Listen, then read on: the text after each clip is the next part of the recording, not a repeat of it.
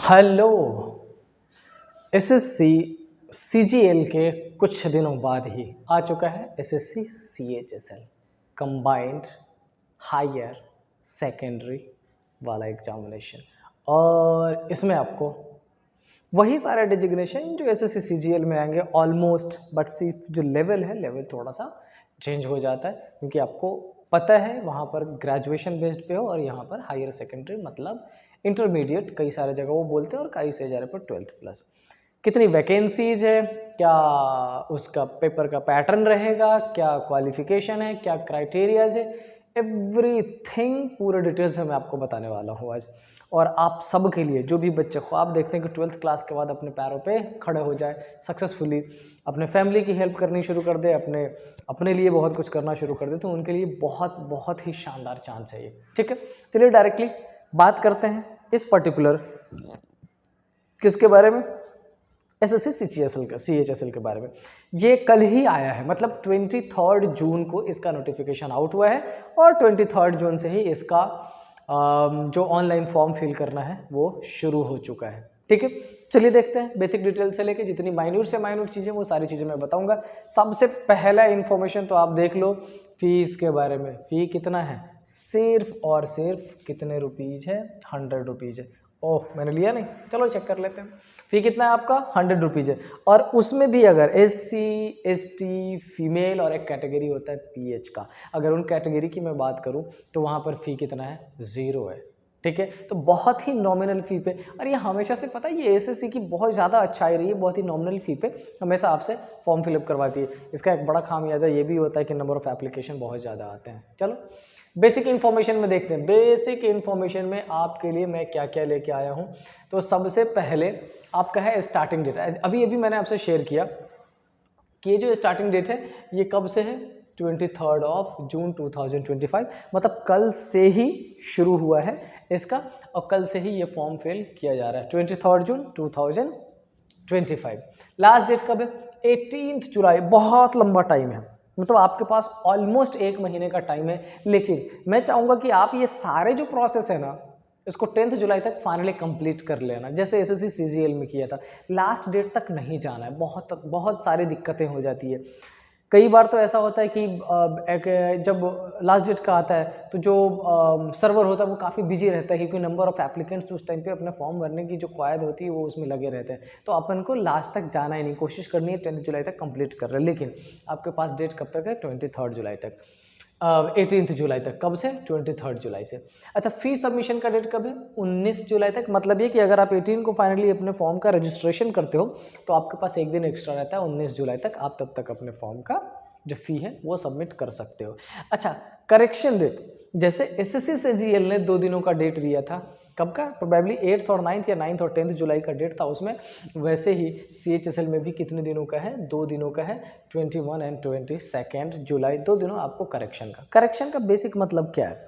Correction का मतलब ये कि आप डेट ऑफ बर्थ में कई बार अनचाहे गलतियां कर देते हो, कई बार आप नेम में स्पेलिंग में मिस्टेक कर देते हो, कई बार एड्रेस में बहुत सारी छोटी छोटी गलतियां हो जाती है। देखो पहले तो कोशिश ये करना कि ये गलतियां हो ही ना, एक बार जब फॉर्म भरे पूरा डिटर्मिनेशन के साथ सारी डिटेल्स फिल करें। लेकिन अगर हो ही जाती हो गलतियां तो आपके पास 2 ऑप्शंस मिलते हैं सुधार करने का, आप उसमें करेक्शन कर सकते हैं। ठीक है, प्री का examination date 8th to 18th सितंबर, आपके पास 11 डेज का टाइम होगा, 8 को इंक्लूड कर ले तो 11 दिनों का टाइम होगा, और इस 11 दिनों में आपके प्री का एग्जामिनेशन हो जाएगा। अगर बात करें मेंस का तो अभी तक अपडेटेड नहीं है, बट जल्दी ही अपडेट कर दिया जाएगा। ये रहा इस पर्टिकुलर एग्जामिनेशन के बारे में बेसिक इन्फॉर्मेशन जो कि जानना आपके लिए ज़रूरी है। डन, चलो अब चलते हैं इसके अलावा थोड़ा सा आगे और देखते हैं क्या क्या है। और कुछ बेसिक इन्फॉर्मेशन है। क्या है, total vacancy, number of vacancy check कर लो कितनी है।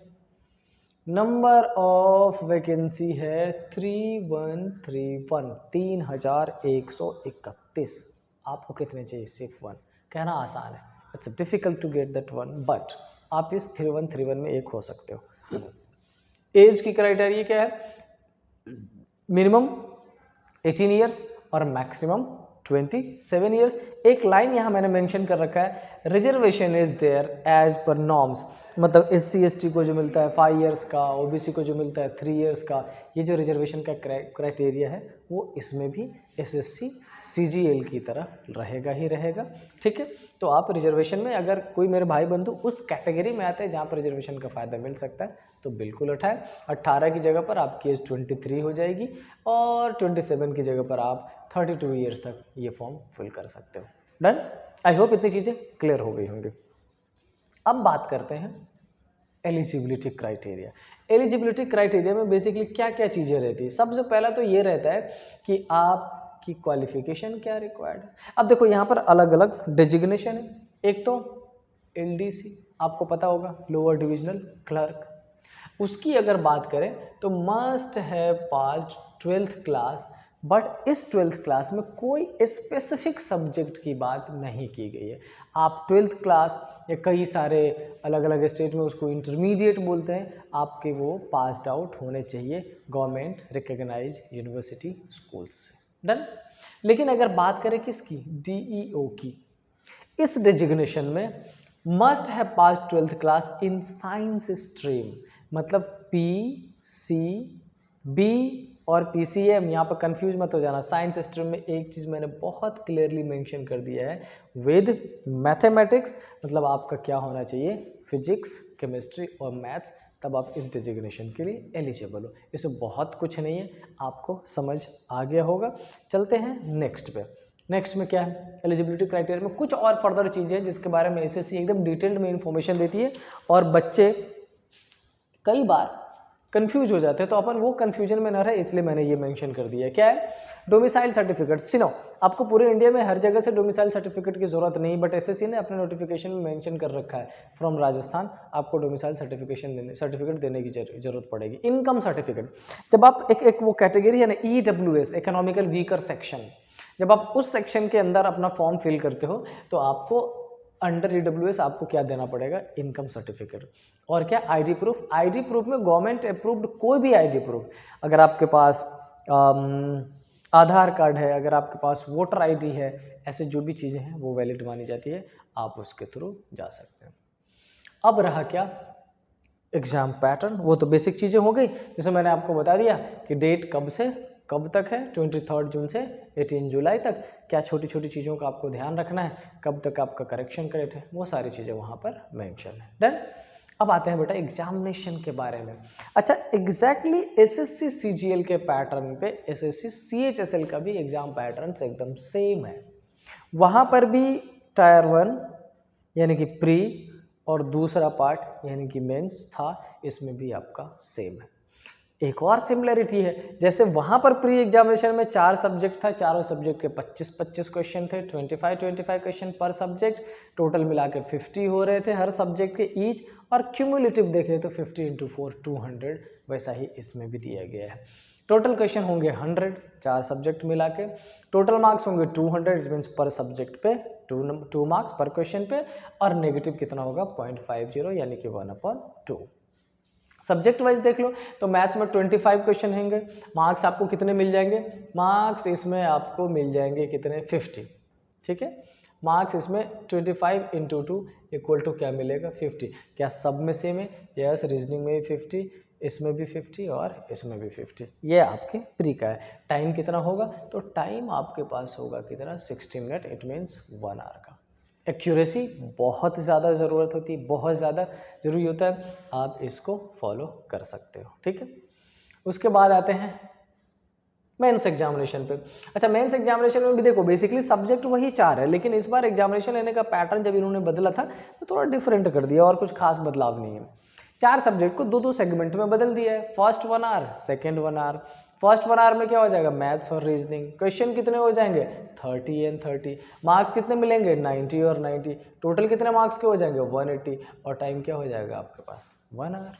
चल, अच्छा, दूसरे मॉड्यूल में अगर देख लें तो आपका क्या हो जाता है, इंग्लिश लैंग्वेज और कॉम्प्रिहेंशन। समझ आई बात, इंग्लिश लैंग्वेज और कॉम्प्रिहेंशन, और साथ में क्या हो जाएगा जनरल अवेयरनेस।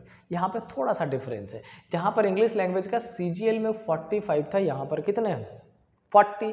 यहाँ पर जनरल अवेयर्स का CGL में 25 था, यहाँ पर कितने हैं 20, लेकिन इन दोनों को मिला के ऐड करोगे तो 60 और मार्क्स फिर से वही है 40 इंटू 3 120, 20 इंटू 3 60, टाइम फिर से क्या मिला 1 आवर का। तो यहाँ भी 180 मार्क्स, यहाँ भी 180 मार्क्स, समझ आई बात। और टोटल 1 आवर और 1 आवर। क्या यही एग्जामिनेशन खत्म हो जाता है? नहीं, इसके अलावा एक पेपर और आपका है जो 15 मिनट्स का होता है और उसके बारे में कंप्यूटर के नॉलेज से रिलेटेड आपका वो एग्जामिनेशन होता है, जिसमें आपके नंबर ऑफ क्वेश्चन कितने होंगे 20, मार्क्स कितने होंगे 60 और एग्जामिनेशन कैसा हो जाता है क्वालिफाइंग 15 मिनट्स। डन।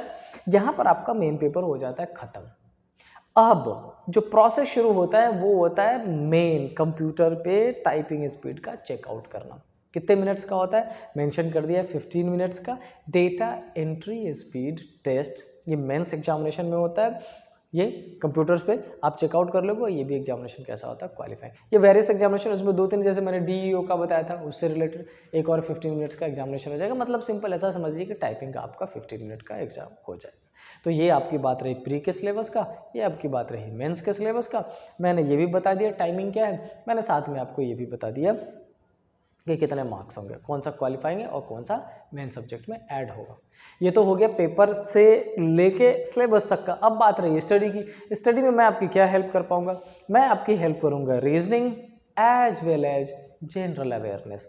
रीजनिंग में पूरा ही सिलेबस, जैसे CHSL का बैच शुरू हुआ वैसे CGL का, जैसे CGL का शुरू हुआ वैसे CHSL का पूरा ही सिलेबस मैं पढ़ाने वाला हूँ, चैप्टर नंबर 1 से चैप्टर नंबर लास्ट तक। कल से ही शुरू होगा ये batch, every day in evening 7 PM पे। ठीक है, हम मिलने वाले हैं CHSL के रीजनिंग के साथ। उसके बाद और क्या? उसके बाद जनरल अवेयरनेस का MCQ बेस्ड में पढ़ाने वाला हूँ। कैसा? एवरी डे मॉर्निंग में आपको लेक्चर मिलेगा 6 बजे। ठीक है, तो जोड़े हमारे साथ, मिल के तैयारी करते हैं शानदार तरीके से। और इस बार इस 313 में से एक सीट आपका, ये मेरी बहुत तमन्ना है, पूरी कोशिश करूँगा, आप भी मिल के कोशिश करिए, 100% सक्सेसफुल हो जाएंगे। ठीक है, थैंक यू वेरी मच।